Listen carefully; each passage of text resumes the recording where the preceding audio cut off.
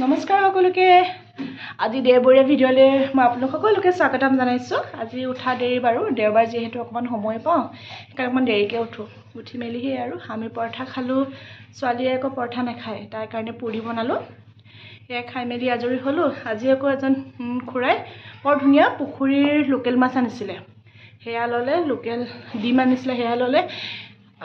আজি এনেকুৱা একো প্ৰগ্ৰেম নাছিলে, কিন্তু অনাৰ কাৰণে মই বুলি ভাবিলোঁ লোকেল মাছে আৰু আপোনাৰ মূলাই আজি বনাম। চাওকচোন দেওবৰীয়াৰ থালিখনত কি কিনো থাকিব মই আপোনালোকক দেখাইছোঁ। লাৰু বনাম কাৰণে এলমণ্ড গুচাই থৈছোঁ, এইপিনে ভাতটো পাতিছোঁ। এয়া চাওকচোন লোকেল ডিম হয়, লোকেল মুৰ্গী।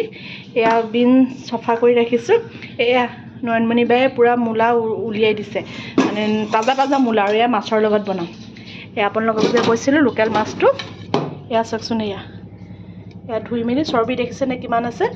সেইদিনা মই একচুৱেলি মূলাই মাছে খাই পোৱা নাছিলোঁ, সেইদিনা বনাই খোৱালে বৰ ভাল লাগিলে। সেয়া বনাম, তাকে বোলো আপোনালোকৰ লগতো শ্বেয়াৰ কৰোঁ। মূলা তৰকাৰীৰ কাৰণে মই পুৰি ৰেডি কৰি ল'লোঁ। সমান্তৰালভাৱে মই এয়া এই পেটু ভাজিখিনি বনাবৰ কাৰণে ঘৰৰে বেঙেনা আছিলে, ছিঙি মেলি ঠিক কৰি লৈছোঁ। দুইটা লগে লগে বোলো বনাই যাওঁ, কাৰণ সময়ো হৈছে যে। এয়া প্ৰথমতে বিলাহী, পিঁয়াজ, জলকীয়া দি বেঙেনাখিনি অলপ মই ভাজি ল'লোঁ।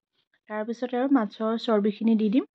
লগে লগে মই এই মাছৰ মূৰকেইটা আৰু ফিছা কেইপিচ মই ভাবিছোঁ সেয়া মূলা দি সেয়া অলপ জোল বনাওঁ।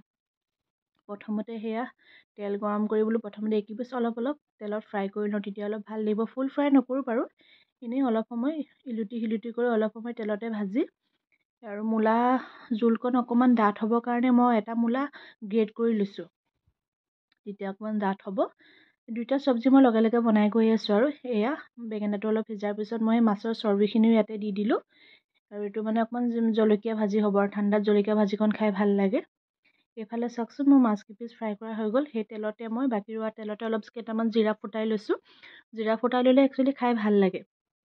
আৰু সৰুকৈ অলপ পিঁয়াজ দিছোঁ। মাছত মই ইমান পিঁয়াজৰ সোৱাদটো ভাল নাপাওঁ, তথাপিও আৰু কেইডোখৰমান পিঁয়াজ কাটি দি দিছোঁ। আৰু লগতে মই যিখিনি মূলা গ্ৰেট কৰি ৰাখিছিলোঁ আৰু কেইডোখৰমান টুকুৰা টুকুৰি কৰি আৰু বিলাহী এটা কাটি ৰাখিছিলোঁ, এই সকলোবোৰ মই লগতে দি দিম, একেলগতে ভাজিম। এটা এটাকৈ দি নাথাকোঁ আৰু। এয়া দেখিছে নহয়, এয়া সকলোবোৰ মই লগতে দি দিছোঁ। এইখিনি যেতিয়া মানে অলপ ভজা হ'ব, অলপ কম জুইত অলপ সময় ভাজি ল'ম, যাতে মূলাটো অকণমান কোমল হৈ লৈ বিলাহীটো হেৰি হৈ লৈ।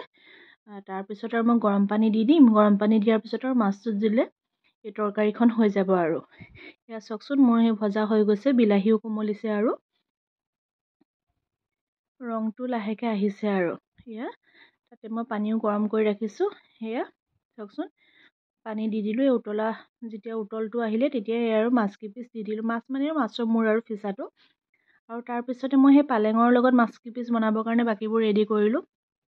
কেৰাহীত তেল দি পিনে প্ৰথমতে মাছ কেইপিচ এই আৰু আগৰ দৰেই মই প্ৰথমতে ফ্ৰাই কৰি লৈছোঁ। বেছি সময় ফ্ৰাই নকৰোঁ, একেবাৰে টান হ'লে খাবলৈ মাছৰ জোলকণ বৰ সোৱাদ নালাগে। সেইকাৰণে অলপ সময় ফ্ৰাই কৰাৰ পিছত সেই বাকী ৰোৱা তেলতে আৰু ইফালে মোৰ জ্বলা ভাজি হৈ গ'ল, এইফালে মূলা ভাজিত অকণমান কেঁচা জলকীয়া কাটি দিলোঁ, তেতিয়া মানে কেঁচা জলকীয়া সোৱাদটো খাবলৈ ভাল হয়।